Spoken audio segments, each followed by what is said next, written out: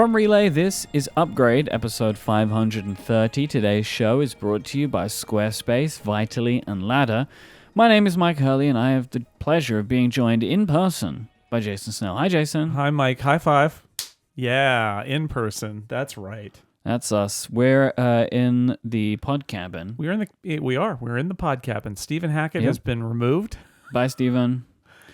Yeah. And we've taken all of his stuff, and we're using it to record our podcast. It's true. But I have a Snell Talk question for you. Okay. It comes from Benjamin, who wants to know, I've recently found myself suddenly sluggish in the morning instead of energized, and I wonder if tea may help me. What advice do you have for getting into tea?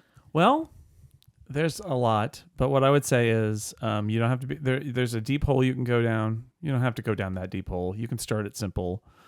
I like English breakfast tea, which has a lot of caffeine in it. I think there's a green tea that has caffeine in it too. Here's the challenge, though. It's like Homer Simpson said about alcohol. It's the cause of and solution to all of life's problems. Caffeine is like that too. Yes. So the danger is if you have too much caffeine, especially late in the day, you may find yourself sluggish in the morning instead of energized because you will have slept poorly. So keep that in mind. But I'd say, I started drinking tea more regularly because I talked to a friend who actually said, oh yeah, I get up at 6 a.m. and I go for a bike ride or a run. And I said, how do you do that? And he said, basically caffeine. So it helps. It does. So what I would say is to get into tea, the simplest thing maybe is go to your local supermarket. And first off, if you're an American, don't buy Lipton. Don't do it. But there are lots of brands that will have an English breakfast tea. Twinings is a good one. There are some others out there. But get a box of tea bags, and then you boil water. You put the tea bag in to the boiling water in your cup, or you put your tea bag into the cup and then put the boiling water into the cup. Don't put the tea bag into where you boil the water. Anyway, wait 3 or 4 minutes. Take the tea bag out. This is important because it'll get all bitter and bad if you leave it in there. I see TV shows where people are drinking tea and the bag is still in there. I'm like, what are you doing? Maybe they just can't wait. Yeah, or if it's an herbal tea, and then it's okay. Anyway, try it, and then you can try it with milk. You can try it with sugar. You can try it with honey. You can try it plain, just black, and see if you like it. I mean, that's really the answer, and see if the caffeine has an effect on you. But I have a tea robot and loose tea and all these other things. It's like you don't have to. I'm not a complicator. I don't want to build up walls here. It's really easy. Get a nice English breakfast tea in bags at the store. If you're in the UK, which you probably aren't if you're asking about tea, PG Tips is fine too. You could get that. Get a builder's tea. It doesn't matter. But in America, just look for something that says English breakfast on it. Don't get Earl Grey. Earl Grey is not the same as English breakfast. Some people like Earl Grey. I don't love Earl Grey. I don't love it. I prefer not having the Earl Grey smell in there. But whatever. Start it simple. So that's my answer, Benjamin. I recommend coffee. If you would like to send in a question for a future episode of the show... He didn't ask about coffee. I know he didn't, but I'm just saying what I think. You can go to upgradefeedback.com and send us a Snell Talk question. Now, we're in the pod cabin because we're here in Memphis, because 2 days ago, we were a part of the Podcastathon, both of us, along with Casey Liss and Kathy Campbell and, of course, Stephen Hackett. And we raised over, I think, $130,000 during the Podcastathon this year, which is a new record. So thank you so much to everybody that tuned in. It was an incredible 12 hours. We had a ton of fun. It was my favorite Podcastathon that we've done so far. Wonderful group of people, wonderful games, incredible work by everyone. And thank you all for watching. It's on our YouTube channel, the Relay YouTube channel. I've put a link in the show notes if you want to catch up on it. There's a lot of good fun there. But we are doing all of this because September is Childhood Cancer Awareness Month. So for the 6th consecutive year, we have united the whole Relay community to support St. Jude Children's Research Hospital because they have a simple mission, which is to make sure that no child loses their life to cancer no matter where they live, and they need our help to drive the mission forward. The Podcastathon was a great success, of course, but there is still time left in September, and we want you all to donate because of the incredible work that St. Jude does in making sure that the children that are receiving treatment in the hospital try and live as normal a life as they can. Like, for example, Jason, did you know that St. Jude has a school It spans preschool through 12th grade for patients who will be at St. Jude for upward of 6 weeks. I did not know that. There you go. And I have learned a lot over the years, but I think I missed the fact that they have their own school. This staff that are a part of the St. Jude School includes teachers trained in English language, learner instruction, visual impairment instructions and services, a librarian, a STEM coordinator, and there are even reading dogs who visit to read with the kids. So all of this really helps the children try and live as normal life as they can, which is a big thing that they try and do. This is in the idea of providing food, providing somewhere for the families to be and to be together to try and make sure that these kids have the best recovery possible. Yeah, you may think, oh, wait a second, I'm going to the hospital and I also have to go to school. Yeah, I know, but there is the whole, I've been through my treatment and now I have to go back home. And after this very difficult thing, suddenly I'm also behind in school and get left behind. Like, you don't want that. You don't want that.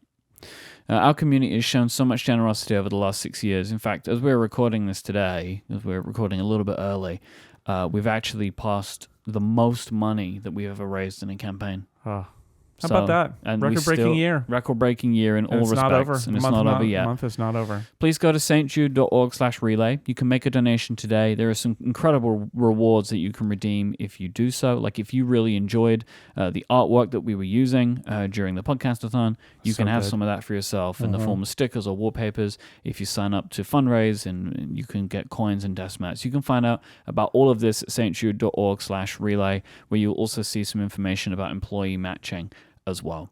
So that is stjude.org/relay to donate or create your campaign today. I thought for a second there that UK English had started pronouncing other letters differently. Yeah. Like you say Z. Z, I say Z, you say T, I say Te. Tay. It makes sense. Yeah. It's such Italian now. Taylor came, changed everything. I don't know what to tell you. It's interesting. Yeah. I have some follow-up for you, Jason Snell. Oh, thank goodness, Myke. I wanted you to actually mention the issue that you had with the sports app that you were telling me about. Yeah, Apple Sports. I had several people say, why are you even using Apple Sports? And it's like, it's because it's from Apple and because Eddie Q told me to. So I was looking at some football games and realized that there's a bug where at least sometimes in some games it leaves off the last score. So there was I believe Stanford beat Syracuse on Friday night with a field goal at the end of the game. And when I looked at the score in Apple's sports app, it had the score as final as a tie, which college football does not allow ties. I don't know if you know this about Americans, but we detest ties. Yeah, you in America, you're either a winner or a loser. Yeah, that's right. Yeah, that's right. Yeah. There's no in between. No, we all did pretty fine. It's you're a winner or a loser. So college football, especially, it's impossible to tie. So that didn't make any sense. And then I also noticed for several other games that if I looked at the scoring drives list for football, and football support is new in Apple Sports, it would leave off the most recent scoring drive or the last one in the game. So clearly there are some real bugs there. So it's great that you want to know the score. That said, I used it yesterday for a few college football games, including my beloved Cal Bears, who lost tragically to Florida State. Sorry about played that. well enough to win, but they didn't.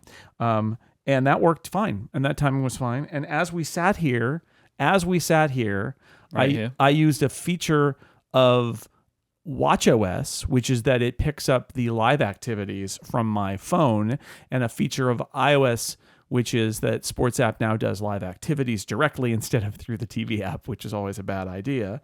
And I actually got a buzz on my watch telling me that Arsenal scored a goal while we were sitting here. So congratulations, now it's Arsenal. Thank you. Yes, it's this just in.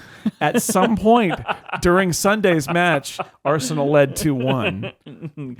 Breaking news. Yes, it was, and then you all know how that turned out, or don't care. Anyway, so I guess what I'm saying is the sports app has some things that are good about it, needs more work, and the only thing about it that troubles me is, although it definitely feels like it's a passion project from Eddie Q and his team, the fact is it's an Apple branded app from the platform owner, and I think it needs to be held to a higher standard, and they need to put more effort into it.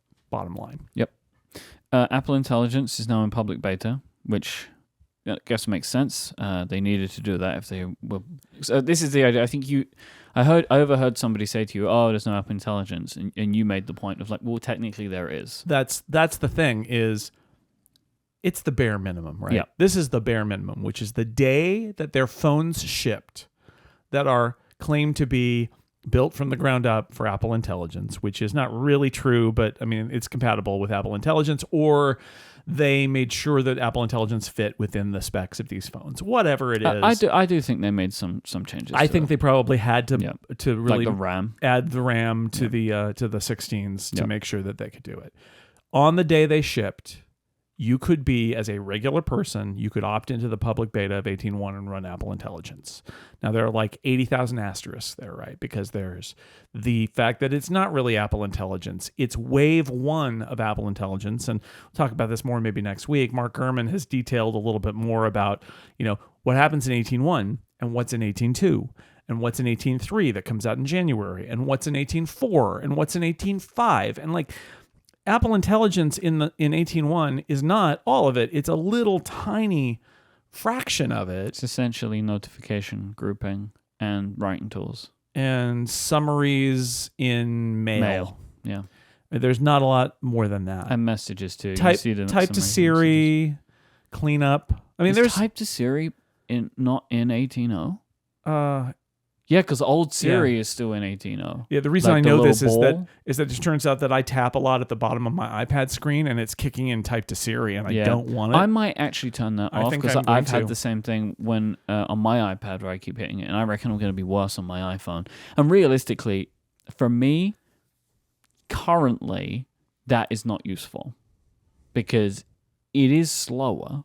Mm-hmm. And I mean, at the moment, Siri is no better, which I still maintain is a mistake from Apple to change the Siri UI in 18.1 because Siri is no better. It is no better.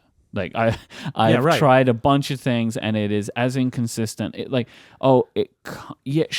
it remember the previous question? Sometimes, or maybe all the time, but other times it just decides to do something else completely. So, but anyway, yeah, I don't know if I'm going to keep the type to Siri. And maybe again, like by 19, it might actually be useful to ask it questions like that. Like, the way in which I might ask ChatGPT a question. Right. That might be cool to be able to do that from anywhere on my phone. But I don't even know what the 18.1 integration is like yet.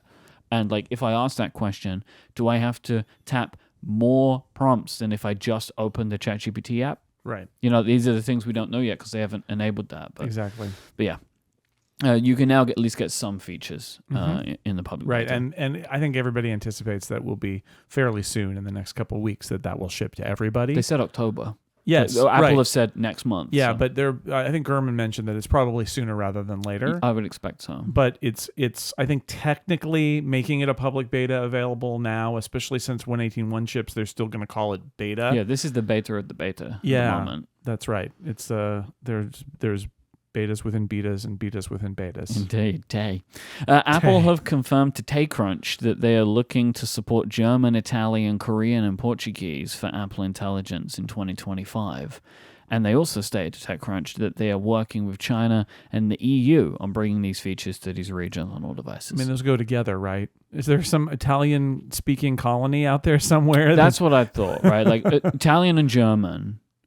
I mean, I'm sure that these languages are spoken other places, but it's not like Portuguese, for example, right? Where that has very wide speaking, people speak Portuguese throughout the world. Especially Brazil, that's a large market that speaks Portuguese. But German and Italian, I don't think that they have they don't have like Portuguese, where there are more people that speak Portuguese outside of Portugal than in Portugal. That's not happening for German or Italian. Exactly. So... And again, I think some people just see this as like, oh, Apple just doesn't want to work with Europe. But that doesn't make any logical sense for them to be so headstrong on Apple Intelligence and then just be like, but whatever. It's an important feature of these products, right? They want Apple Intelligence to come. In fact, if we look at that ChatGPT announcement and the idea that it is going to be open to other partners, that may be a little clue that they know they need to build that stuff so that they're allowed in the EU, right? Yep. That they don't run afoul of the EU saying you're only preferring your own stuff and that maybe that's their way to fight that, in which case it's not ready yet. And so they're just, I think the idea that it's a fatalistic, like the EU is never going to have Apple Intelligence, that's wrong. Clearly they're going to, and this is Apple moving down that route because it doesn't make any sense otherwise to have German and Italian in there. And I wanted to give a public service announcement. Mm-hmm. Balatro is coming to Apple Arcade this week. Is it a service, or is world productivity about to take a dive? It's about to go down big time. Yeah. Balatro is in the running for my game of the year right now. It's like maybe first or second currently. I've been playing it. I played hours and hours of it on my Steam Deck, knowing that it was obvious that this would come to mobile one day because it is so perfect for that. On my Steam Deck, I play with the touchscreen controls. But interestingly, so there have been a lot of questions asked for years about are Apple actually doing anything with arcade, and I think this is an example of there are still people at Apple that understand what to do with mobile gaming because they're doing something different here that I've not seen them do before. Balatro will be a paid game on the App Store at the same time that Balatro Plus is available in Apple Arcade. Now, they've done like versions of these kinds of things over time, but this is like a on the day. I actually think the paid version is launching a couple of days later, but Apple understand the importance of getting this game. This game is going to be huge. Like, it's already big. It is going to explode. And if you're an Apple Arcade subscriber, you unlock everything without paying because you're a subscriber. And it's a $10 game to buy. So, like... Oh, there you go. This is a great way to at least try Apple Arcade because you'd get in for, like, $5 a month or whatever and play it for a couple of months. But, yeah, this... trust me, this game is incredible. It's a great game. It is a poker game. You don't need to know how to play poker. Right. I don't know how to play poker. The game does a great job of teaching you, and it's incredibly well done. It's fantastic. Trust me, just go get this game. You're going to have a great time. It's really good. Rumor Roundup. Yeehaw. Mac rumors have discovered code that references, quote, Apple Silicon Mac Mini paren 5-port paren, giving more evidence to Mark Gurman's rumor of an upcoming refresh of the Mac Mini having 5 USB-C ports. Makes sense. 3 on the back, 2 on the front, we think. I think that seems about right. Sounds likely. I think this thing's going to be a little Mac Studio. I think that's what they're building here. I got to be honest. I am... There's a little aside here. I'm interested in this Mac Mini. I'm very interested in it. Like you, I'm coming around to the idea that I'm not sure I actually need a Max chip, and that the Pro chip might be fine for me. I think I need more than the base M4, but an M4 Pro might be enough that I don't need to hold out for an M4 Mac Studio. And the other thing that makes me think maybe I'll be interested in this is when I left home last week, I left my Mac in complete failure DFU mode. The mode, the mode where the light on the front of the Mac blinks SOS in Morse code. That was the mode that I was in. What happened? Do you know? My Mac got in a state where when when I tried to I don't know what it was doing, what it was taking. When I tried to apply a software update to get on the new version, the new beta, it said, I can't personalize this for you. And I looked this up, and it seems like this is a very bad thing because it's basically like trying to compare the cryptographical signature and failing and saying, I can't do this. And it sounds like a reset was about all I could do, complicated by the fact that I was running a beta, which means I couldn't just like reboot and say, install this again because I was on a beta version. And it was preceded by a series of very strange things where I had the thing, I don't know if you've ever had this, where when you reboot, it says some system extensions got updated and you need to allow them, and then I'll restart and then it'll be okay. And the system extensions were from Apple. And I get allowed and rebooted, and then it just comes up again and says some system extensions need to be allowed and you need to reboot. And you can say, forget it. But the next time you reboot, and as you know, I reboot every day. I turn off my computer and start it every day. It once again says, hey, could you allow this and reboot? It almost sounds like you're using a Hackintosh. It is what it sounds eerily similar. How do I know that extension's really from Apple? I can't personalize this for you. I can't personalize this update. So then I'm stuck, right? Because I thought I could do an update and that might shake out this extension permission problem. But I can't do an update ever, apparently, because of this. And I tried all sorts of different pathways. And in the end, it seemed like putting it in restore mode. And to be clear, this is the mode where you have to connect it to another Mac via USB-C, like it's an iPhone that you're restoring. Oh, wow. I haven't had that. I've never done it before. Because this is an Apple Silicon thing. Yes. Like, I have not had to do anything like this. Because it's an iPad now, basically. Because you used to just... Does it not have the recovery partition? It does. And that doesn't but work. That didn't You're work. Beyond recovery. I am beyond recovery. Whoa. Yeah. Jason. So anyway, I left it where my laptop was attached to it as its blinking SOS, and it claimed that it was installing a restore image on it. However, the bar had gone like 10% of the way and then just stayed there for hours. And you end up in right? It's that point where you're like, is it doing something and not telling me? Can I give up? Or is it not doing something? And if I click cancel, so what happened is I did click cancel, and the progress bar jumped way forward and still sat there and didn't cancel. So that was bad. So I started it again. I started the whole process again, and I went and I left the state. So what I'm saying is, maybe I'll get a Mac Mini. maybe that Mac Studio is going to get buried in a shallow grave. I don't know. Oh boy, that's I rough. have laptops I can just attach to my monitor and my keyboard and continue moving on with my life. And maybe it's time. I don't know. But anyway, I'm excited about that Mac Mini.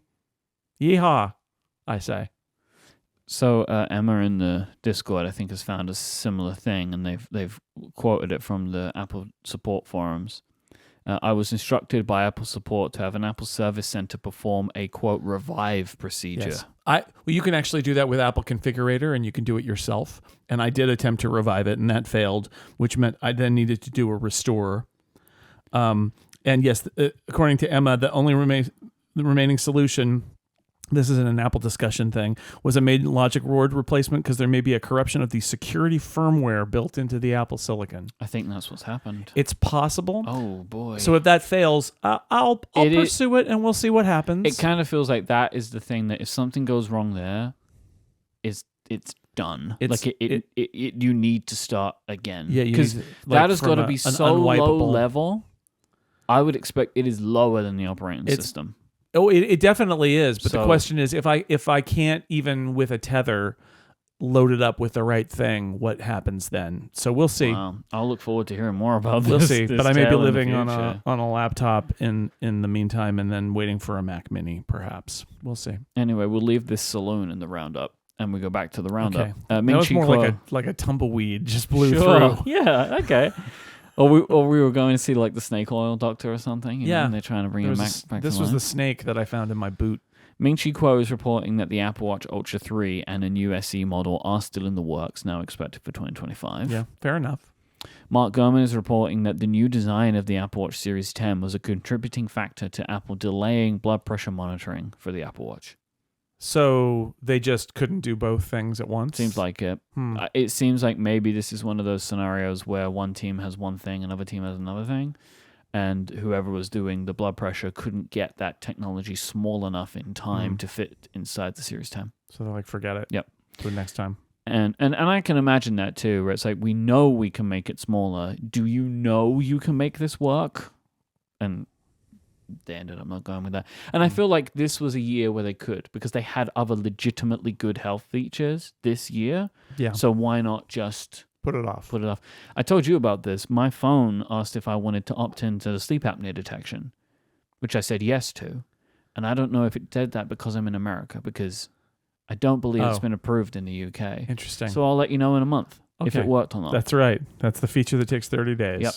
And Ross Young is reporting that he expects all iPhone models will feature a ProMotion display next year. That would include the 17, which doesn't have it, and the rumored 17 Air or Slim, or whatever we're going to call it.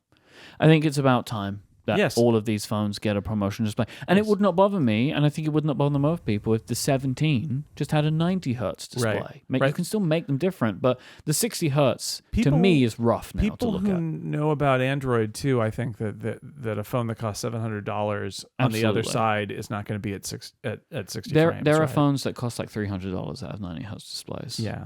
In the Android world. So like we've more than passed that point now. Okay, well that's good news Yeah. for next year. I wonder if they'll have colors next year. Like, oh, you can get the nice screen, but the colors aren't as good. Or, We'll find out. We'll see. This episode is brought to you by Squarespace, the all-in-one platform for you to build a website of your own for entrepreneurs to stand out and succeed online. Whether you're just getting started or managing a growing brand, you can stand out with a beautiful website, engage with your audience, and sell your products, services, or the content that you create because Squarespace has everything you need all in one place, all on your terms. You could start a completely personalized website with their brand new guided design system. It's called Squarespace Blueprint. This lets you choose from professionally curated layout and styling options to build a unique online presence from the ground up, tailored to your brand and business, optimized for every device, and easily launch your website and get discovered fast with integrated, optimized SEO tools so you show up more often to more people growing the way that you want to. You can also integrate flexible payments to make checkout seamless for your customers with simple but powerful payment tools. You can accept credit cards, PayPal, and Apple Pay, and in eligible countries offer customers the option to buy now and pay later with Afterpay and ClearPay. It's not just physical goods, you can also sell digital goods. Squarespace has the tools you need to sell content on your site by adding a paywall to select content or courses. You can even sell files that your customers can download like PDFs, music, or ebooks. Take yourself right now to squarespace.com and sign up for a free trial. You can build your entire site during this free trial and see how easy it is to use. You may even see, and I'm sure you will, why I've been a happy Squarespace customer for 15 years, because they make their sites so incredibly easy to build and customize. Then when you're ready to launch, go to squarespace.com/upgrade and you will get 10% off your first purchase of a website or domain. That is squarespace.com/upgrade when you decide to sign up, and you'll get 10% off your first purchase and show your support for the show. Our thanks to Squarespace for their support of this show and all of Relay. So we have our iPhones. We do. We'll call this the iPhone 16 review, but I'll say from my It's perspective, too soon. this is like first impressions. Yes, that's what it is. So maybe we should just call it that. We Okay. should just be honest about it and call it that. Because All right. I'm sure you're going to write a review. I'm sure I will at some point. And I guess we can kind of give thoughts on the entire line, because for those who watched the podcast-a-thon, there was a moment where you took a very large cardboard box and started just producing phones like Yes, I Apple did. Santa for all of us. Mm-hmm. So you have the 16, the 16 Plus, the 16 Pro, and the 16 Pro Max. Yes. I have a 16 Pro of my own. Right. Should we talk about colors to start? Sure. So I got Desert Titanium, and I would say the way to describe this, actually in different light, this phone looks very, very different. So in some lighting, in kind of like cooler lighting, it kind of just looks like a slightly warmer version of the natural titanium. Mm-hmm. But in others, I would say it's more of a rose goldy kind of look. So, you can see we're looking at them right now, and you can see it looks quite different. The natural to the Yeah, the to natural is desert. a much cooler gray back. But in on my it. hotel room, they look basically the same. So at first I was a little bit like, oh, that's quite pink. But now I've kind of gotten to, it's more of like a coppery rose goldy color. And I'm on board of it because it's something new. So I like it. But I wouldn't say, if I was just choosing again, right now I've seen them in person, I would just go for the natural. Go back for natural. I think that's a really good look. This is. is different and interesting to me. I like and think I can pull off a rose gold. I'm not sure everybody can or would want to. Okay. Right? Because it's a bit. I think it is of the options the most garish. Maybe like it's doing something different. The black I saw in the Apple Store. Yes, me too. Not impressed by that. Interesting. I was hoping for something a little Slate bit more or whatever. They're not calling it black, right? Are they? Is it? Oh, Is who it can tell anymore? Let me go to the dark website. titanium, black hole? I think I titanium? actually It's think black this titanium? one is called Black Titanium. Okay. Well, it was. I liked it, but that's always going to be my default. I think is the dark. Yeah, is black. the darkest phone. Black Black, titanium. white, natural, and desert. Oh, okay. Yeah. It was not, jet black. It was No. it was a I was expecting something gray. a little bit more fun like that, Yeah. like it was like did they call it? It was jet black, but everybody was calling it piano black, right? Because that was kind of like what they were going for.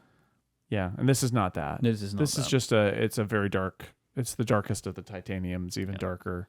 But of course, you've heard the story in it by now, I'm sure. The 16s are incredible. Yeah. The ultramarine color, which we have here, this might be good for the video viewers out there because we are in person today. Yes, so we are. We kind of can't stop that. From Assuming our happening. video system works, That's which true. is a mystery. We're using, what is that? The GoPro? It's a GoPro 360? yeah. Incredible. So this episode's in 360. No, it's not. Yeah, you can see the wall. Oh, behind. wow. Oh. This ultramarine is stupendous.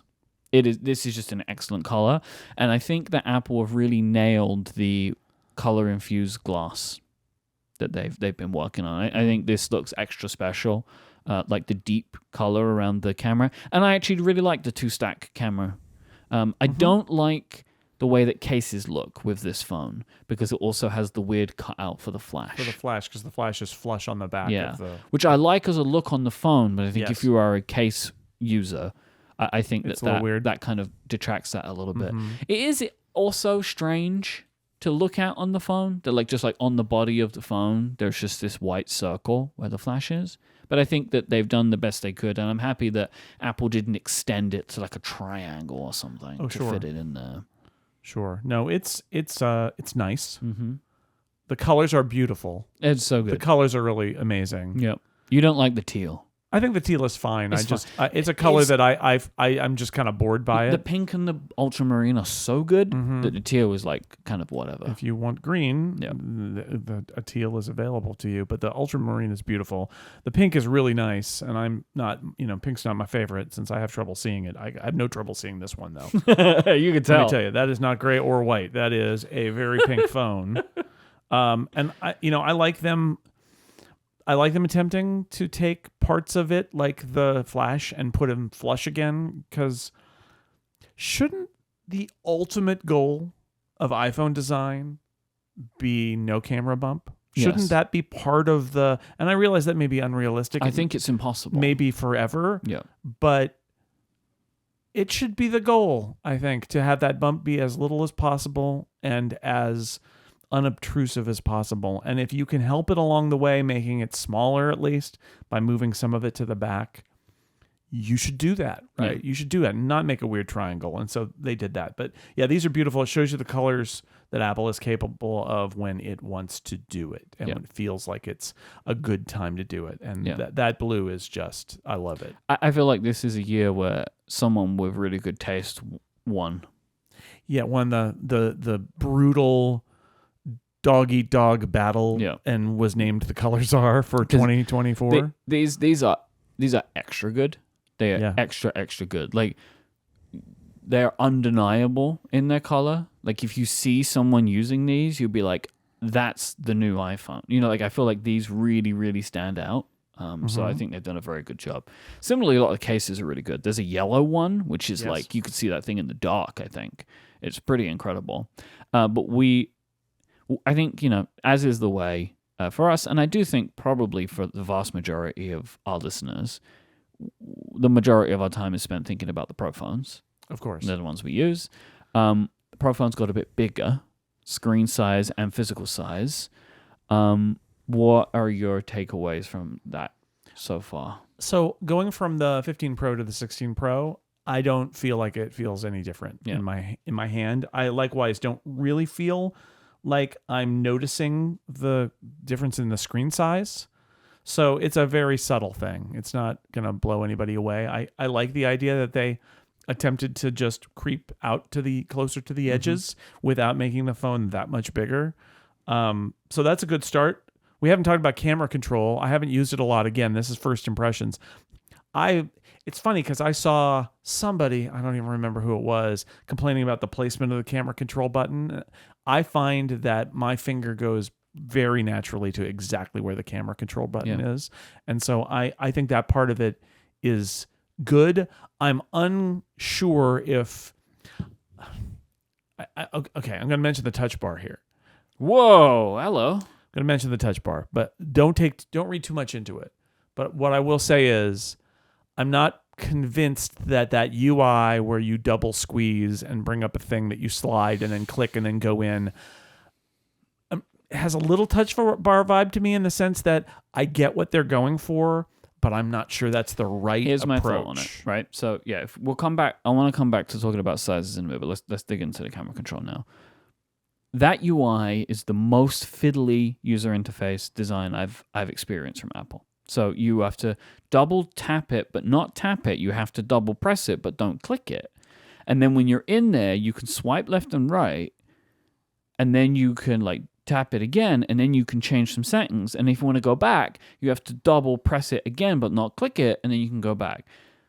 It's very fiddly, but I think this is reviewer syndrome, in that we're using it a lot. Right. Where realistically, I think most people, it remembers the last setting you had it on. Yes. So I think most people will have the thing that they want to do. I agreed. And then change it. Like for me, I expect I will be leaving it on the camera selection, which is 0.5. It's interesting they have camera and zoom. They're like different.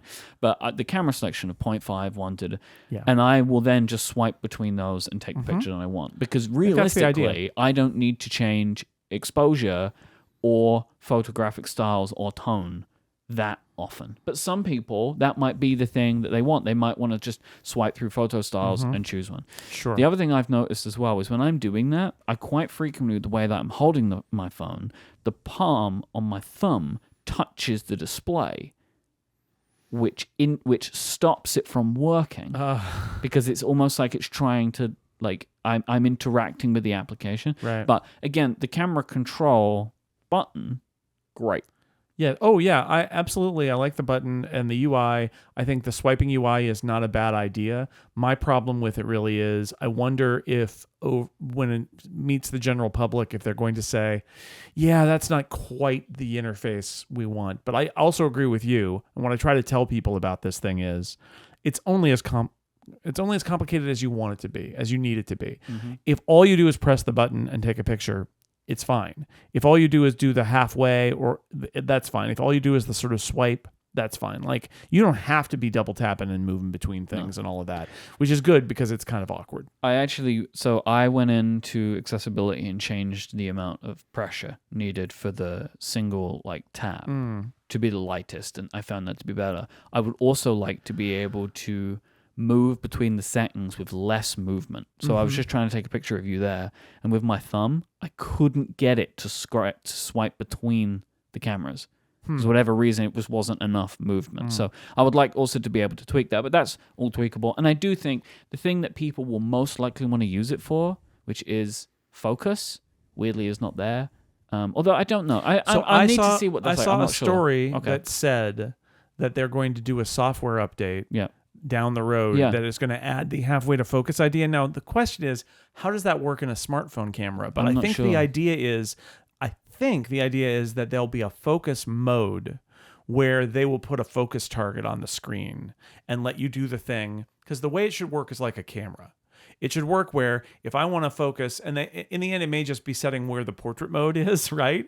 Essentially, because you can change that setting as well. But if I want to take a picture of you, but I want the couch behind you to be in the picture, what I would do on a regular camera is I would take the crosshair in the middle and I would put it down at the couch, and I'd go halfway and it would focus on the couch. They showed that in the keynote. And then I pick it back up and then I do it. So that's going to happen, but it's not there yet. No. Right? That's yet another feature, and this is one of these themes right now of Apple shipping software that doesn't do all the things they've promised, and we're gonna have to wait for some of this stuff. But I do think that very familiar interaction, I would argue maybe that's not an interaction that is necessary, but I can also see that if you're trying to emulate a film camera, it is going to make some people feel comfortable. Yeah.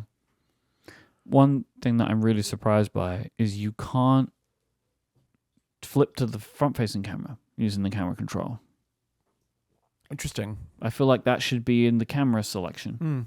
So, because you can take pictures of it, so I can flip it on the screen and I can take pictures of it. And but it does, and I can also still do all the adjustment with it. So when you're doing your camera swipe, maybe you need to be able to swipe past. To go to, I don't know, go from 0.5 and then to front facing. I don't know how they would do that, but like I feel like I should be able to have that control, because I can do it. It's almost like there are two cameras in a way, which is weird. Like there's two distinct systems, because I can do all of the same adjustment on the front facing camera with the camera control, but I have to already be there somehow else. The selfie camera, So I find that to be an interesting thing. Sure.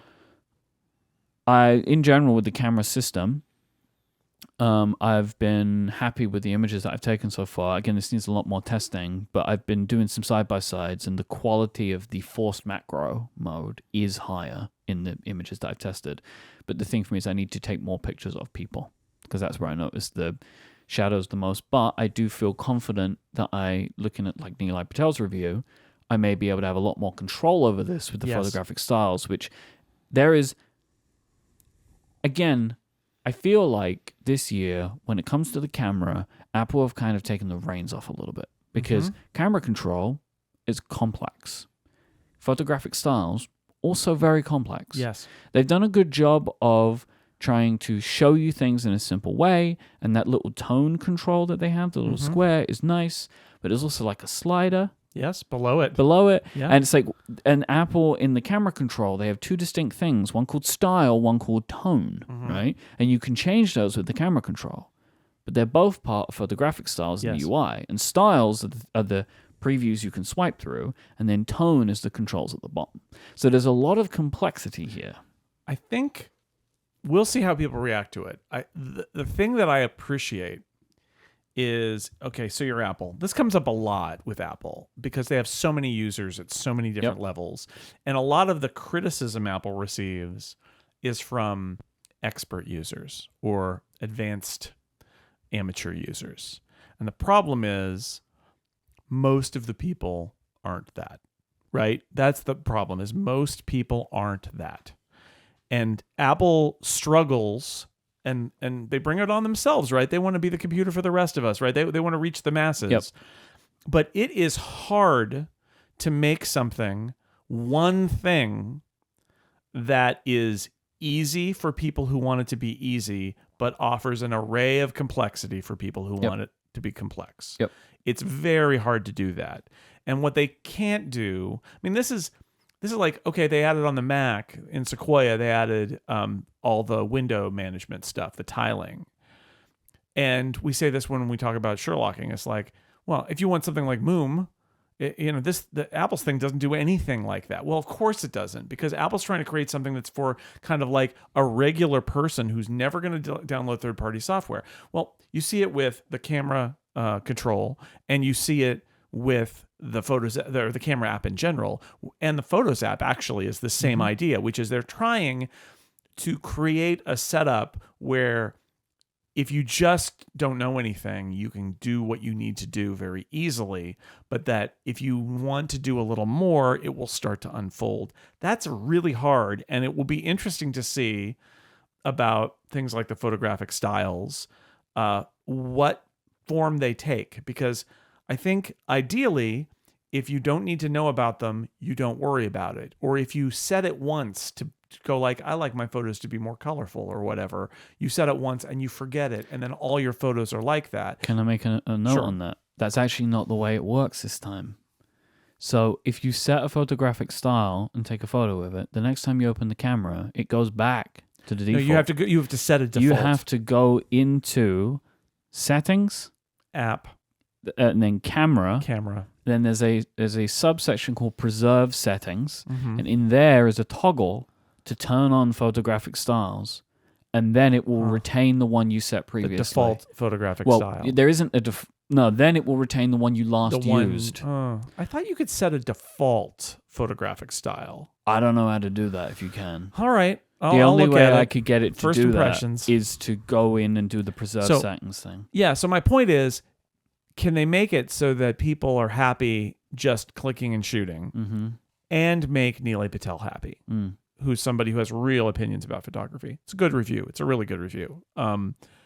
I what it seems like is that Nilay is happy because, and I think, you guys on Connected have talked about this a lot, the increasing feeling that Apple processes its photos so much. Yeah, it's because they've got a philosophy that we're going to, re-expose everything 7 times and merge them together so that you can see detail and shadows and things like that. But what you lose is contrast. I saw a post on Mastodon I think it was Mastodon, that was literally 2 shots of fog at sunrise in San Francisco. And one of them was the sun is like blown out through the fog. And the other one is an Apple HDR picture where you can see the individual wisps and all that.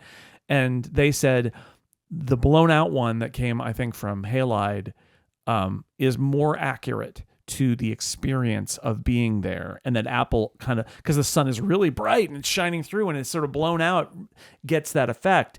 And Apple's one, in order to try to retain all of the detail of the clouds, has made something that actually doesn't feel like the real scene. So if you're somebody who cares about that kind of stuff, having the ability to set up that sort of thing might take the pressure off, where Apple's like, look, we have a philosophy which is capture everything. And if you don't like the fact that removes contrast, denudes all the contrast from your images, and you're left with this kind of grayish haze, then change it, right? Yep. And then we'll let you. And that, philosophically, I think that's really interesting, because it's basically saying, okay, Nilay, if our default bugs you, change it, and then you'll be happy too. But the default, I would argue Apple feels the default works the best for the majority of people. If we only have one default, right? The default is the default. It needs to be like, do no harm, and also please people who will never change any of their settings. How do you set that default? And I can see why that default might anger other people. So this is very confusing. So Zach in the Discord has shown me to a thing in the camera settings called App Settings Photographic Styles, where you can go through like a wizard and choose a style, but it doesn't have all the styles in it. It just has the tones. So I need to dig into this more. But like that, the setting that I found, which is in camera, then preserve settings, is photographic style. And if you turn that on, the one I've set in the camera app sticks. It will stick. Because the ones that they're showing me here in the app settings section are just the colors, like amber, gold, rose, neutral, cool.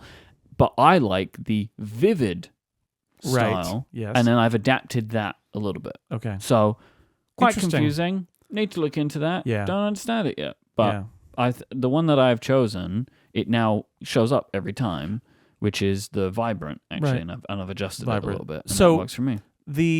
I think when they introduced photographic styles a few years ago, the first version of this, it was a big moment, because Apple was sort of saying, okay, our look isn't the only look that you could get from a photo.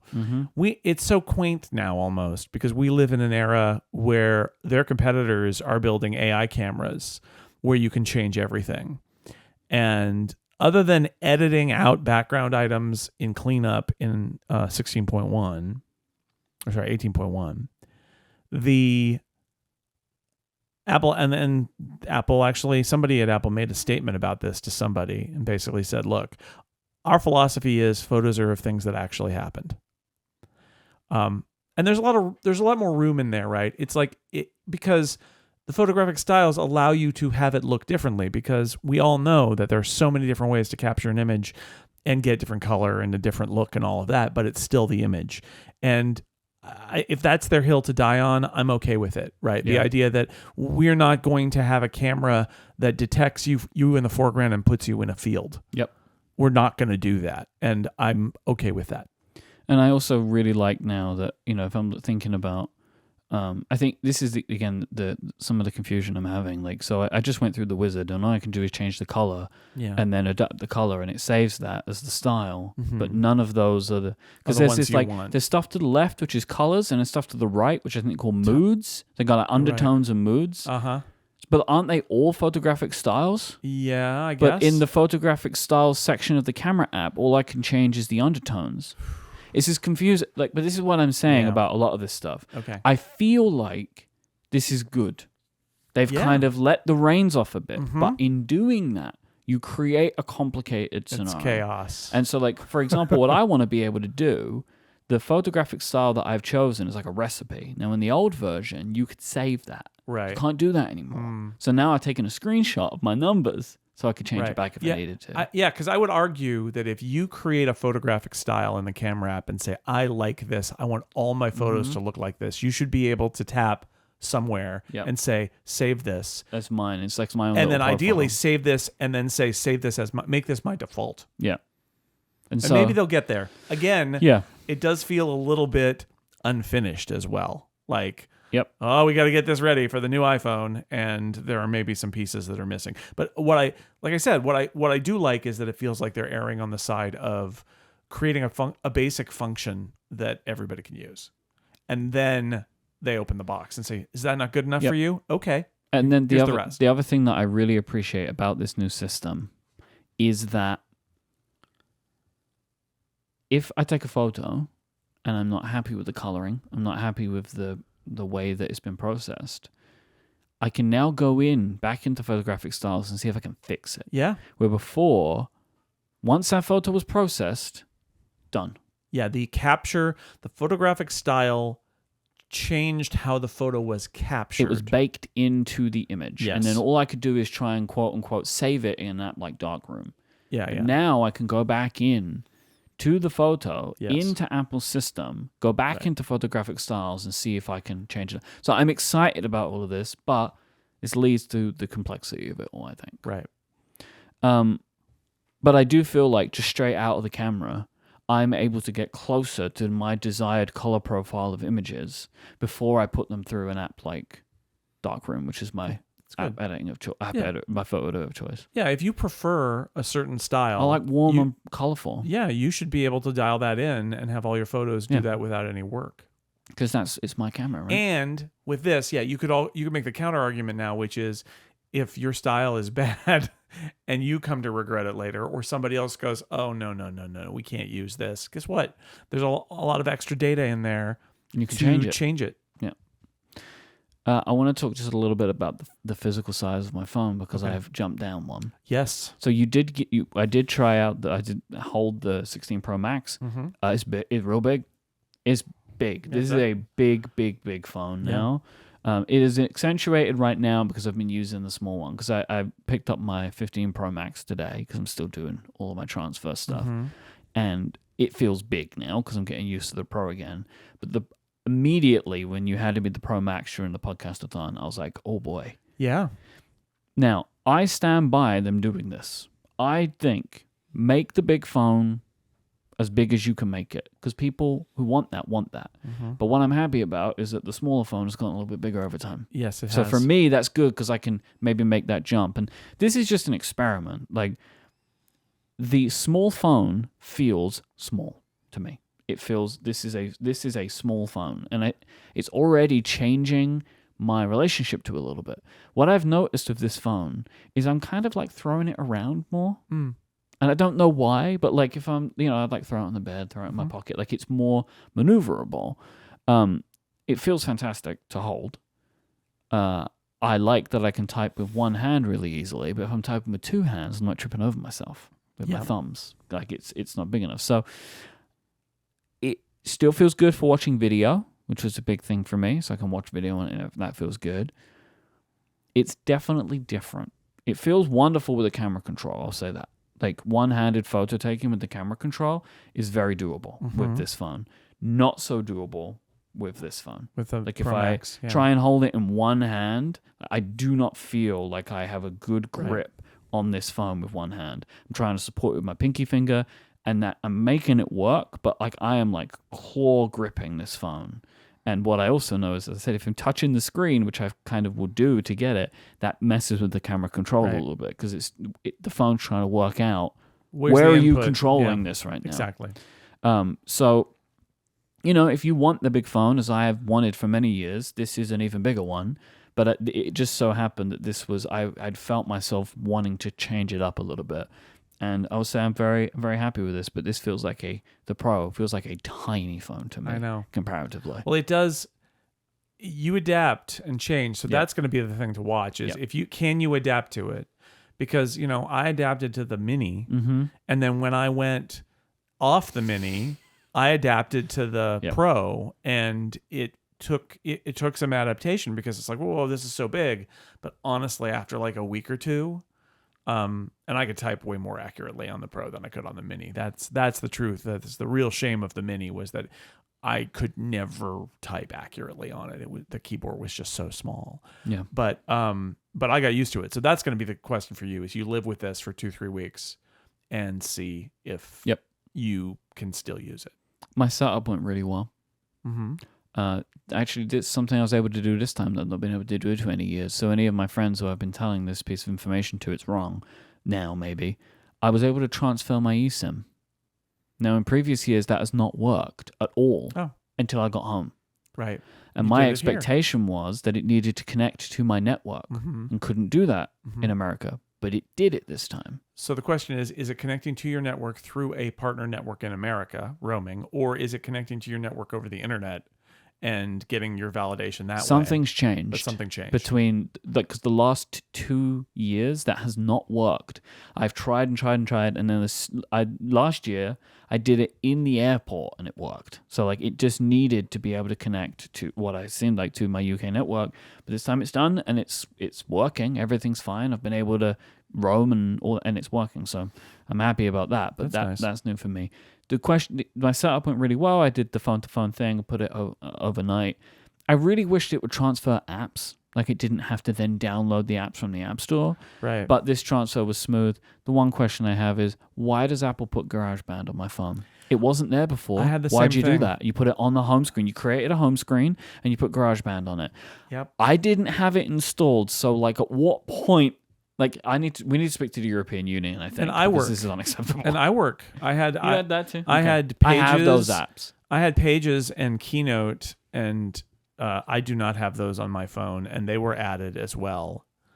Which I something weird, and iMovie as well, which I don't have, and I think that's one of those weird cases where there are these apps that are system apps but aren't system apps. They're in the App Store.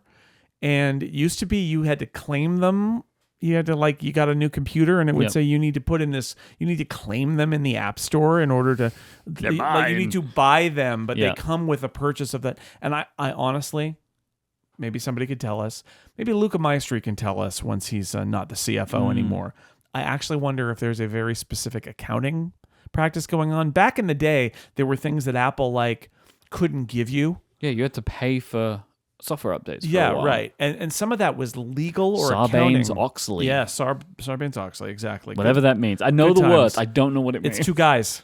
It's Sarbanes and Oxley? Paul Sarbanes, and I forget who Oxley was. Oh, is this like how... Because something I've found more over the years is like... It's like the Smith-Hawley tariff Every act. law in the UK is named after something. So it's like Verizon Drinko, which I hear Ben Thompson talk about on almost a weekly basis. So...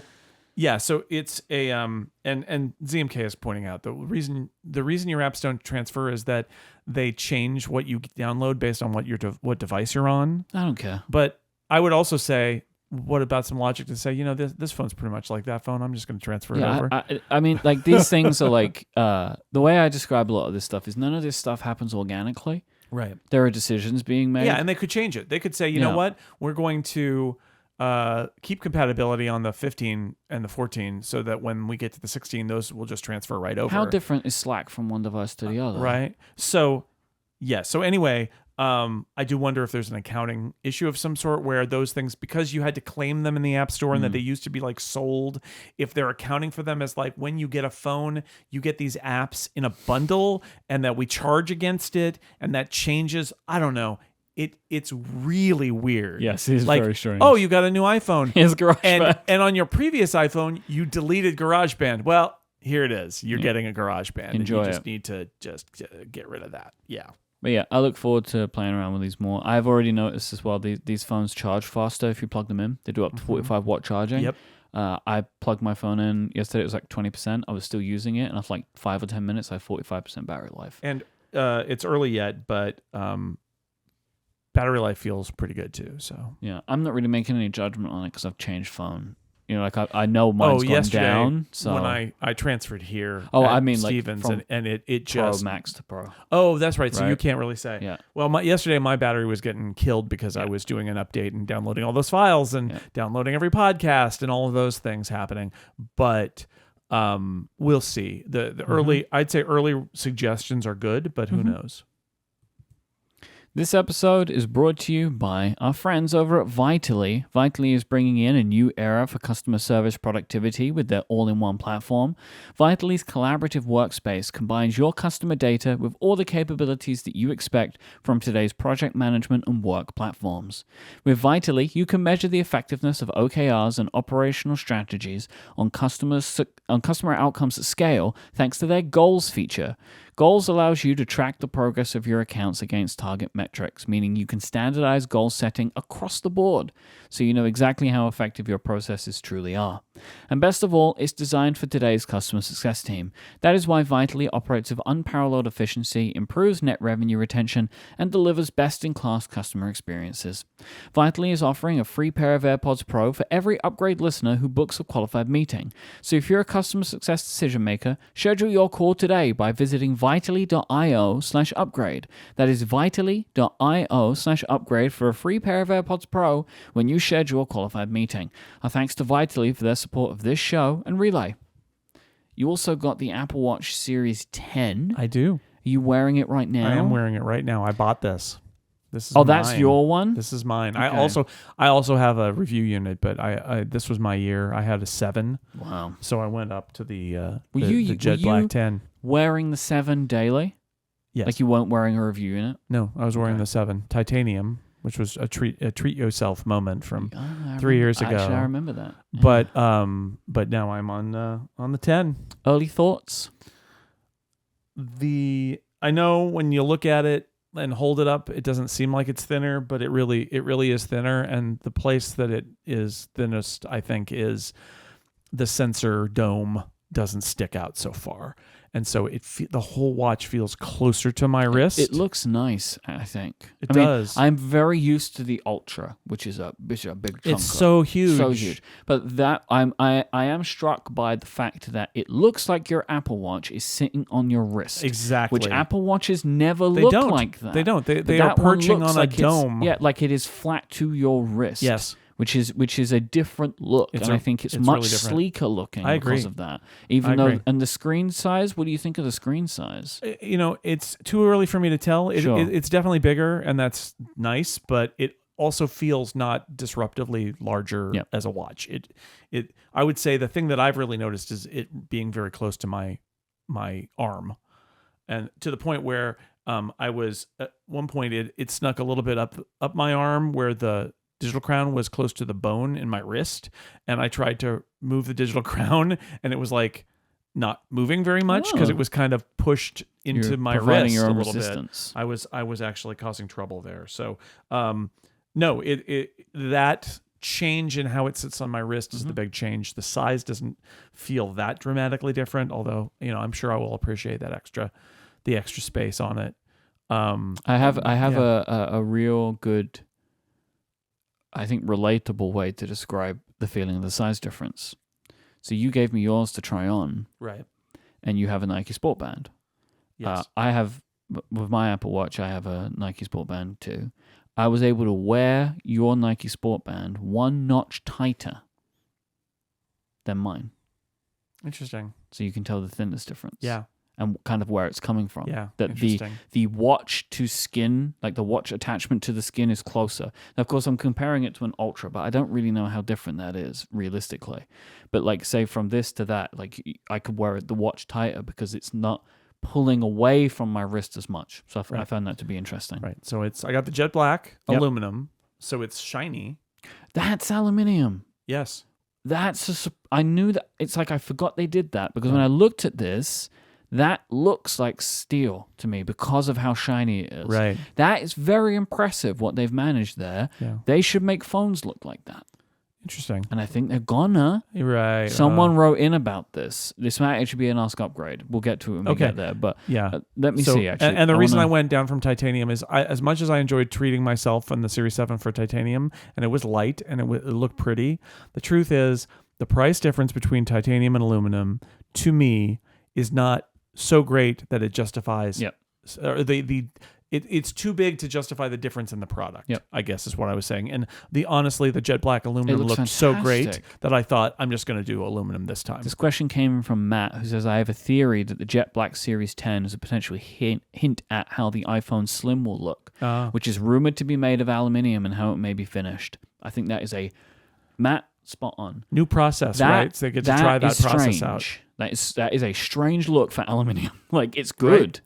And it's shiny. I remember when we were talking about they would go to aluminium for this incredibly expensive phone. Well, if you can make it look expensive, you've done 50% of the work. Which is this polishing process that they do. Yeah. Now, I've seen the stainless gold one. I'm convinced that I will be upgrading to that when I get home. I think that is incredibly good looking, and this is like that difference for you. Like, for me, that's worth the extra money. So we're gonna play people who like one Apple Watch are admiring another Apple Watch. Yeah. So you have an Ultra, and you're admiring the Series 10 in gold stainless or gold titanium. Yep. Not stainless. Gold titanium. I will say, as a Series 10 owner, I got to see at the Apple Store. We went to the Memphis, Tennessee, Saddle Creek, Germantown, Tennessee Apple Store with Stephen Hackett driving us around Tennessee. I saw the black series or Ultra 2.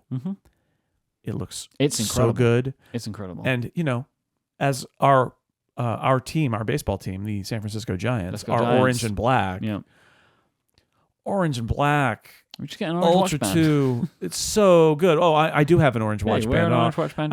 Well, let me tell you, this people who bought an Apple Watch recently will know this. The vagaries of what band you can buy with your Apple Watch, especially if you want it on a certain day. Because I wanted to pick it up on Saturday here. Yep. And there were a whole array of bands that I wanted that they're like, yeah, that'll be in October. I'm like, well, okay, I'm not doing that. I'll just buy this fun Nike band that I'll wear and it's nice. But anyway, the Ultra 2 Black looks so good.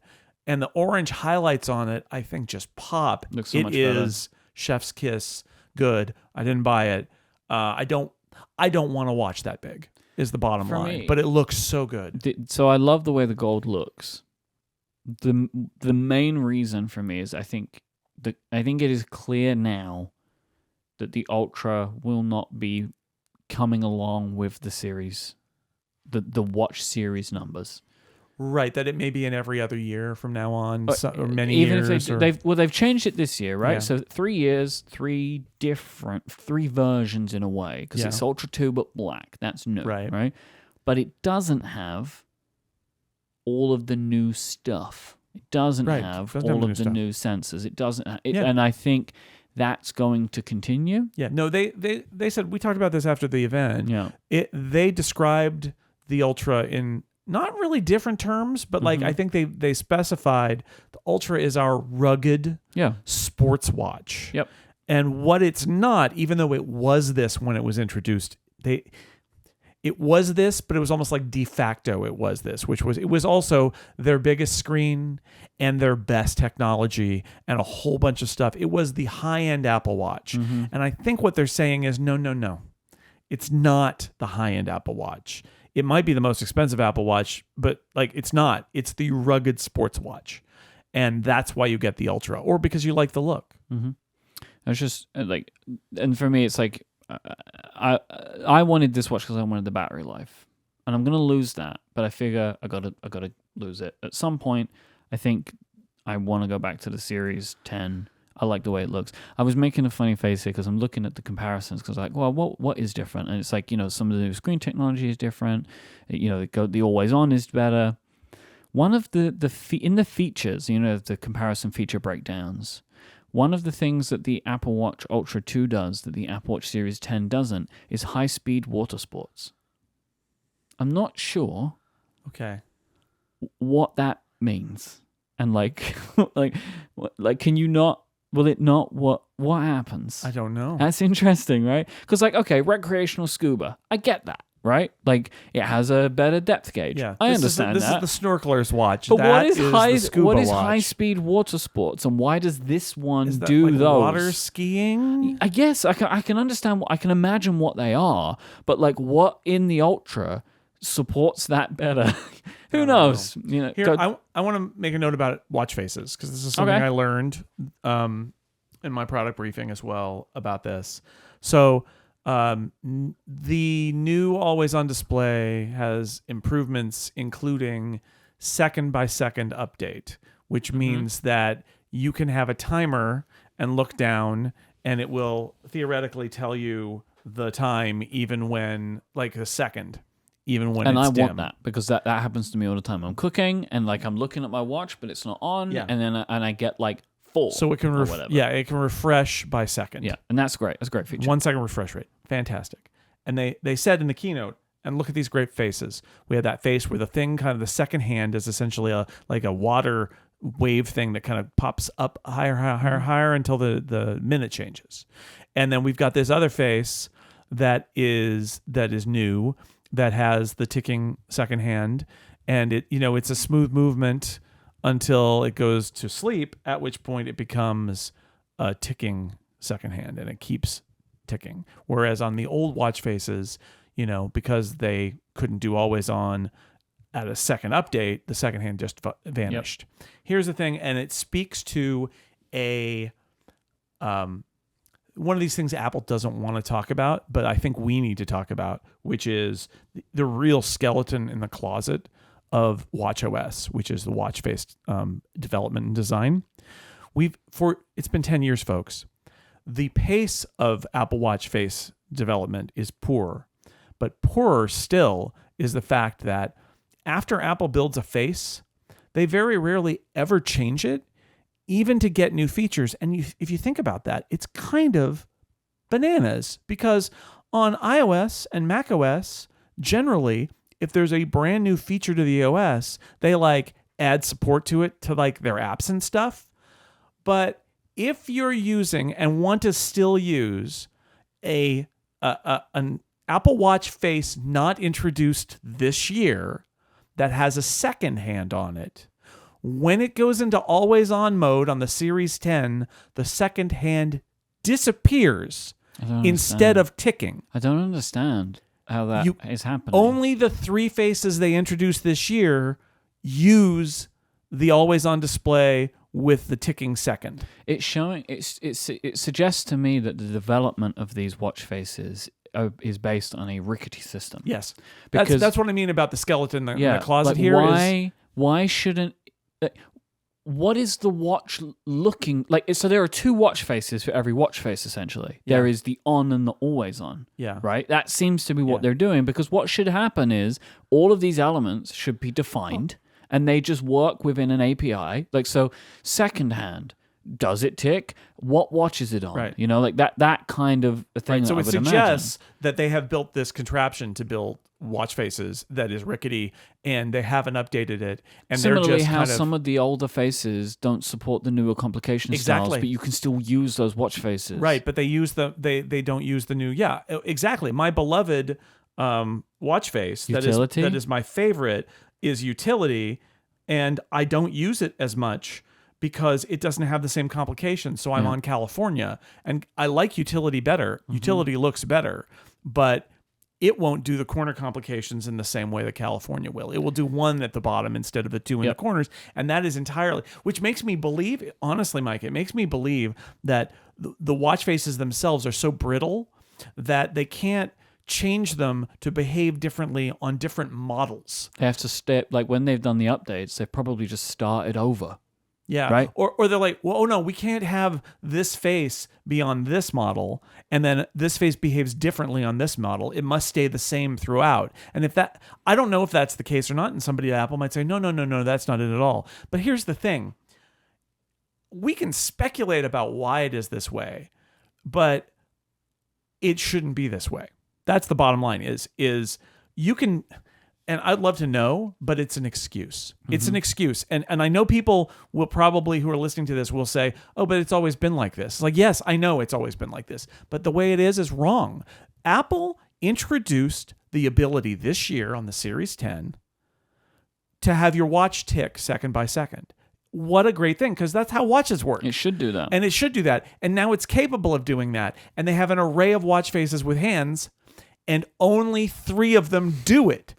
It is stupid. 3. Like, why? Yeah. Only the new ones. They didn't update all the old ones. And like, look, I'm arguing with an imaginary Apple person now, but I'm just going to say it. I'm sure that if somebody who works on watch faces came and talked to me in secret, they'd be like, Jason, oh my God. You can give me a great explanation. I'll understand I'm sure. But bottom line, as a user and a reviewer of the products, if you introduce a watch screen that can tick when it's sleeping once a second, every watch face you make that shows seconds should show seconds. Because that's a feature you're telling me that I have. But now I have to... I don't want to use their new watch face. I don't want to use I don't like their new watch face that it has a second hand that ticks. I don't like it. Yeah. It doesn't show numbers. I want my watch face to have the little numbers on it and look like my old Swiss Army watch, and Modular does that. I can coerce California to more or less do that. But why is it that they have all these faces that I kind of like, but I can't use because the complications aren't compatible, because it doesn't support my new watch's display? So, get with the program. Use this new one. Like, why is it like this? So I didn't know that I was coming for watch faces today, but it's one of those things that we can praise the hardware, but like, how do you build hardware like that? I'll put it another way.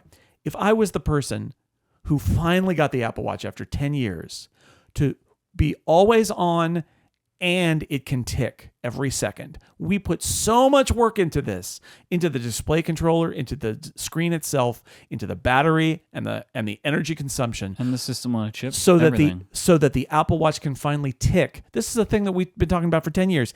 It can tick on the second. And then there's somebody in watch faces who's like, yeah, we're not going to do that. We'll give you 3. We'll give you 3. Yeah, that's bad. It's bad.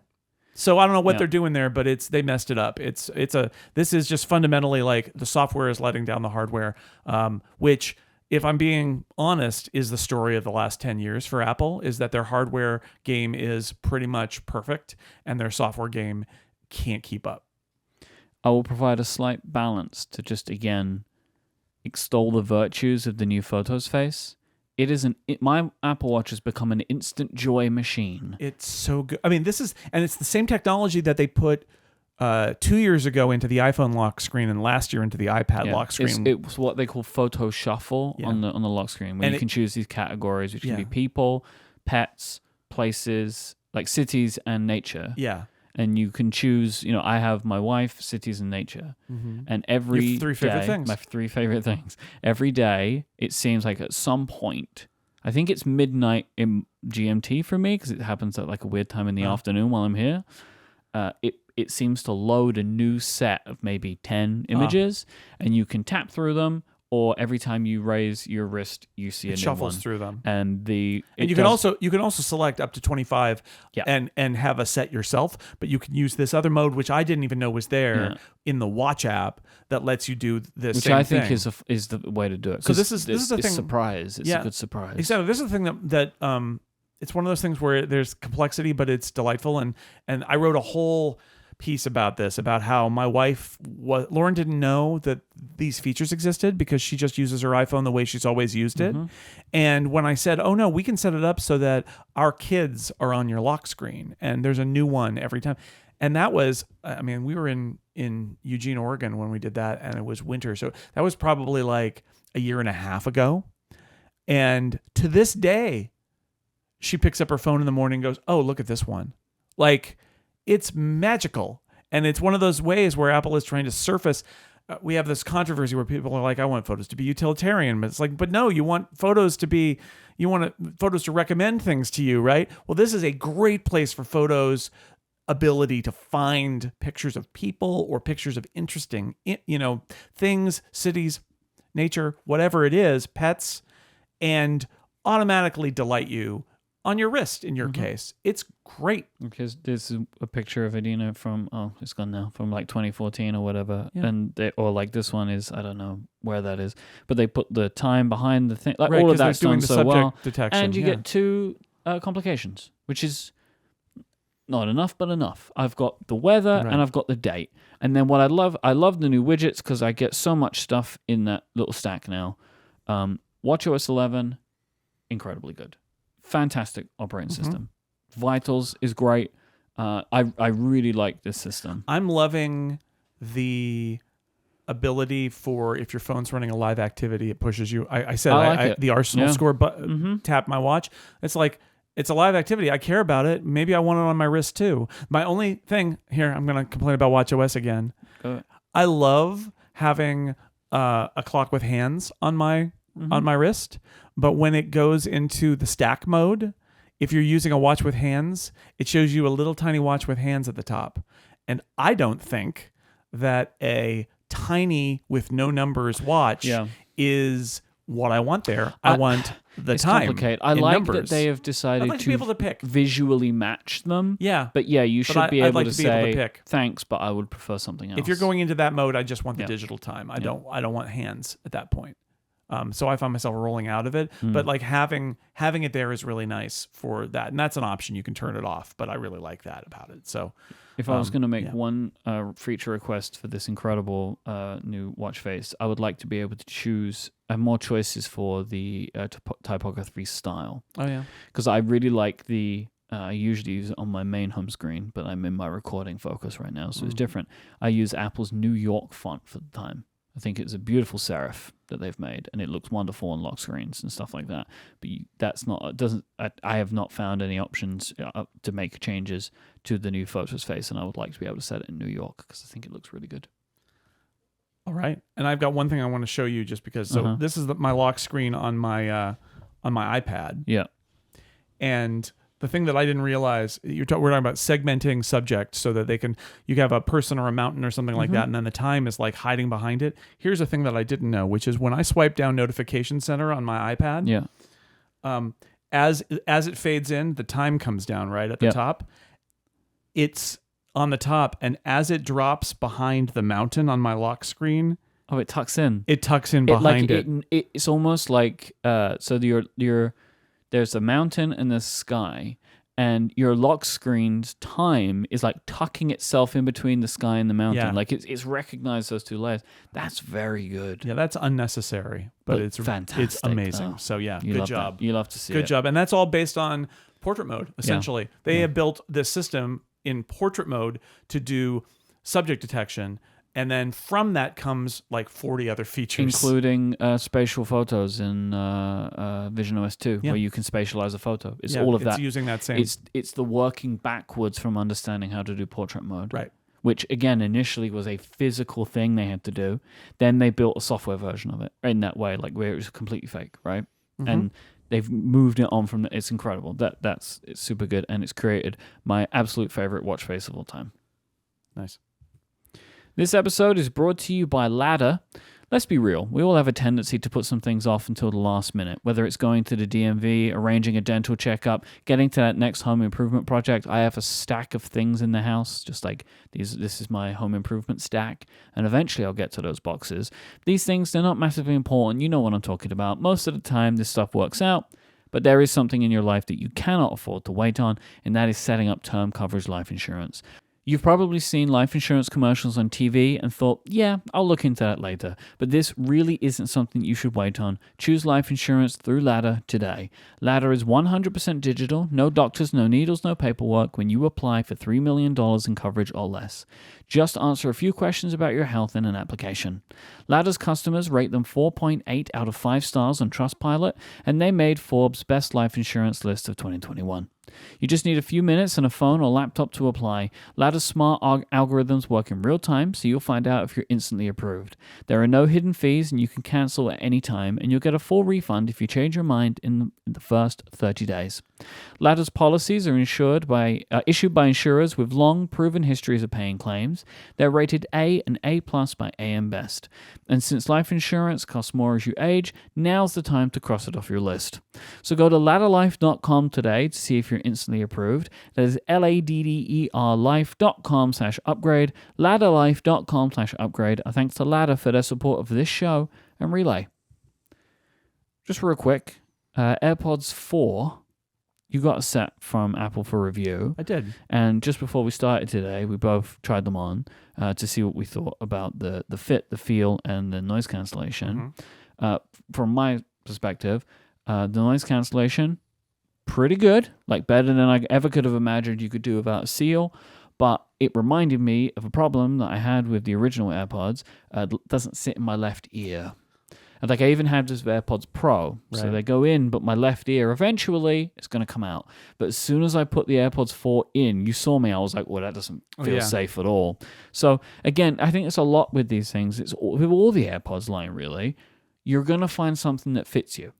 It's not necessarily going to be the same for everyone, but I'm now happy. I'm very happy that they have made a version of AirPods with noise cancellation for the people who cannot suffer with the tips in the ears. Yeah. I need to spend more time. I will actually use it on the plane as well and give it a try. Oh, that's good. Yeah. Because we were in Steven's studio, put it in. I couldn't hear the air conditioning. Anymore, so that's pretty good. It's better. It's not AirPods Pro, right? It isn't priced that way, but they're doing some noise canceling, and the fit. Ideally, the fit is still pretty good, where it's snug enough in your ear. It's not rattling around. It's pretty close. It's making most of a seal. And then there is also the, you've got the transparency mode which does help because it's most of a seal. Then it passes through and it sounds good. Yeah, it's. I almost want to say like it's better than you could expect from AirPods, regular AirPods, right? Like it's great that they have that as a feature, especially if you strongly prefer regular AirPods. So maybe some more on that later on. Yeah, I wanted to touch on it. We'll do some follow up on it, but it's I got them and I'm trying them and it's interesting. Let's finish out with some Ask Upgrade. Arjun asks, how useful is camera control with left-handed usage? I'm left-handed and love the action button to control the camera as it's directly under my thumb when taking the photos from my pocket. Is the camera control as quick and easy for point-and-shoot pictures? I think so. So I think what Arjan is thinking is if you hold it just in the left hand, and I found in portrait mode, it's fantastic. My middle finger is right there, right over it. And even if in left-handed mode, you could kind of do it in a different way. Maybe you're kind of grabbing the phone with the you're kind of looking at the screen. You got your hand around the screen. It works. Like I found it again. I'm using the Pro. I think harder on the Pro Max. But even you could grab it and use your thumb and kind of hold it up from the... Yeah, I think, yes, I will say we're both taking pictures of each other right now, which you can probably see in the video version. But yes, I think it works great left-handed or right-handed for usage. So yeah, I think so. I think you'll be happy either way. However you use the phone, you'll be happy with that. I mean, I hold my phone in my left hand. Do you? We spoke about this anyway. Before, yeah. I don't really know what I do. I think I don't have a specific, like a particular thing that I do. I think I kind of do both. Tom asks, do you think Apple avoided mentioning the two sizes of the Series 10 during the event? Because it's confusing to say biggest screen ever and available in 42 and 46mm models, especially when the Ultra is 49mm, which refers to case size. But does everybody know that? This is an interesting thought to me. Mm-hmm. I think, I'm not sure if the size difference between the two models was the reason, but I do think it's if they would have spoken about the millimeter sizes, it would have become complicated.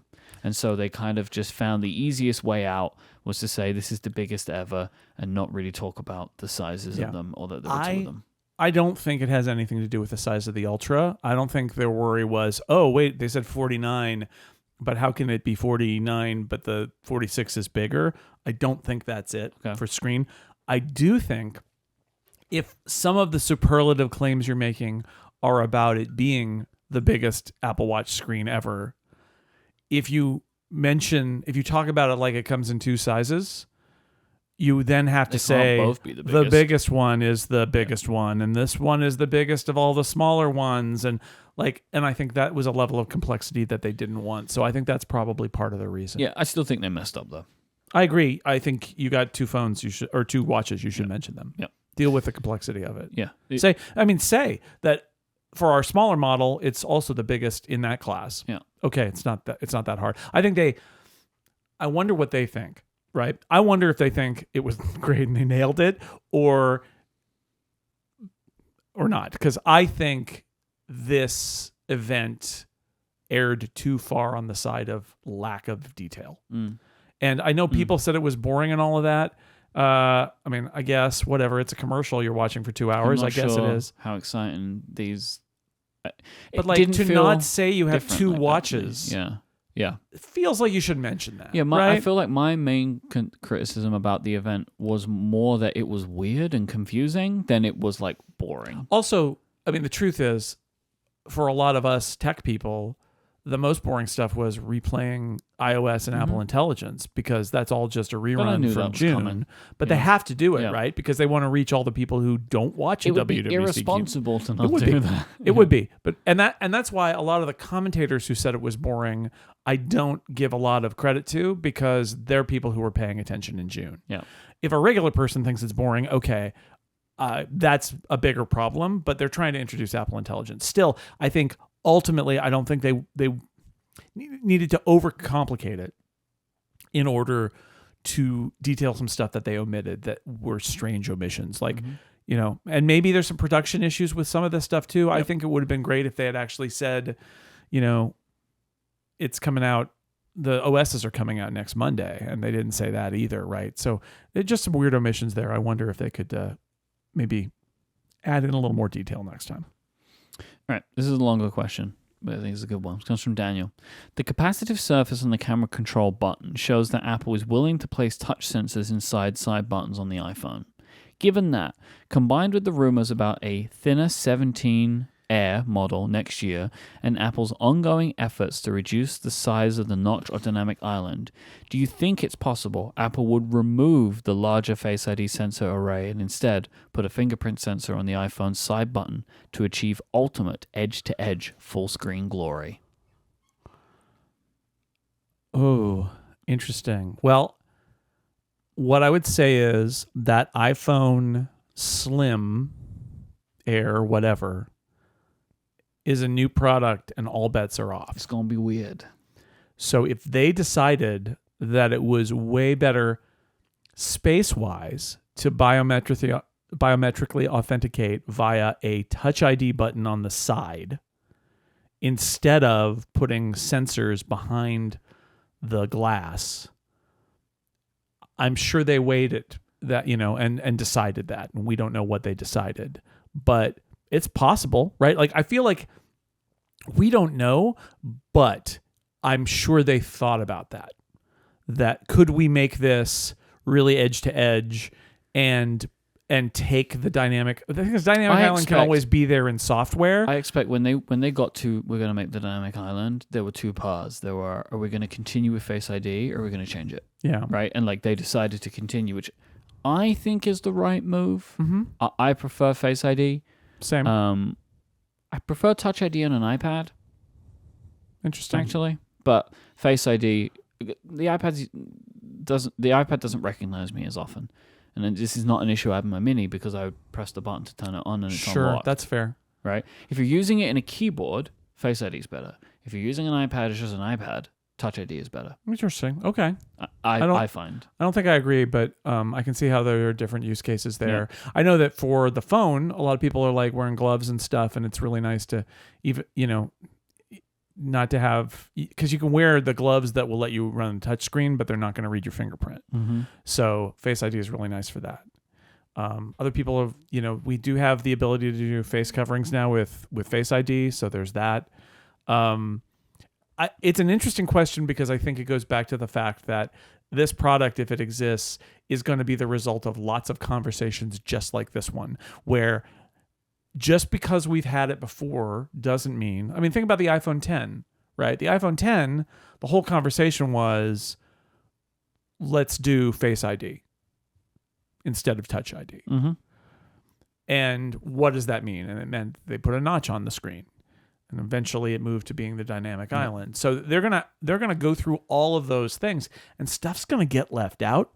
Stuff's gonna get changed, and that's all in the interest of making a very different piece of hardware. And iPhone, this could be it, or not. Because the question, I think it's a absolutely legitimate question to ask. The question is, I'm sure they tried both things and found one of them better, and I don't know which one that is. Because they're both valid. The iPhone 10 was the foundation of iPhones for the future. Yeah. I think this slim phone could be. Yeah. If you can, because you can take the logical path of, well, they have to make everything thinner so they can fold it. Yes. And is that maybe the future of the iPhone? Right. Or at least a future. A future of the iPhone. And what we learned too is if you can make it at scale with all these thinner accessories in it, thinner components, that will have knock-on effects where they will build all these things with the small components, and then in a year or two they'll say, well, we've got all this skill with assembling based on these small components that we buy in huge volumes, so we might as well use them elsewhere, and everything else starts to use them and maybe gets a little thinner and lighter themselves, and like it keeps going. And certainly if they're going to do folding phones, having a thinner base that they can fit their content in so that they can then, fold it up on another one, because you don't want that sandwich to be too thick. So it's a great idea. I don't know the answer, right? That's the question is, and on top of that too is also the question of, are there other sensors they could use behind the screen? Could they use a sensor behind the screen that doesn't even have the dynamic island? I think that the goal for Face ID is to put it behind the screen, and I know there's been talking of them trying that. Is it possible? Right. And what's the thickness issue? In the end, some of it may just simply be, it's better to put that biometric authentication hardware behind a button that sticks out of the phone than it is to put it in right behind the screen there. But that's the question: is which one makes the thing thinner? I would expect Touch ID makes the phone thinner. Because if you could put the camera behind the screen and you could put the biometrics in the button, you might be able to make the dynamic island be, a software only feature that appears when you've got. Well, it would exist for live activities, right? Yeah. But then it would just disappear. Yeah. If you would like to send us in a question, or you want to have any feedback or follow-up about this week's episode or any episode, go to upgradefeedback.com. You can check out Jason's work at sixcolors.com, hear his shows on The Incomparable and here on Relay, where you can hear me too, and check out my work at cortexbrand.com. We can find us online. Jason is at jsnell, JSNELL. I am at Myke, IMYKE. You can watch clips of this show on TikTok, Instagram, and YouTube, where we are at Upgrade Relay. Thank you to our members who support us of Upgrade Plus. This week, I want to talk about hanging out in Memphis. All right. And what that's been like over the last week or so. Well, it's been longer for me. It hasn't been as long for you. No. I've been gone for a long time, it feels like. Thank you to Squarespace, Vitally, and Ladder for their support of this show. Don't forget to go to stjude.org/relay. This will be your penultimate warning, maybe, for that. I'm not entirely sure when the campaign is closing. You're going to hear it at least a couple more times, maybe. Thank you so much for listening to this week's episode. We'll be back next time. Until then, say goodbye, Jason Snell. Goodbye, Myke Hurley.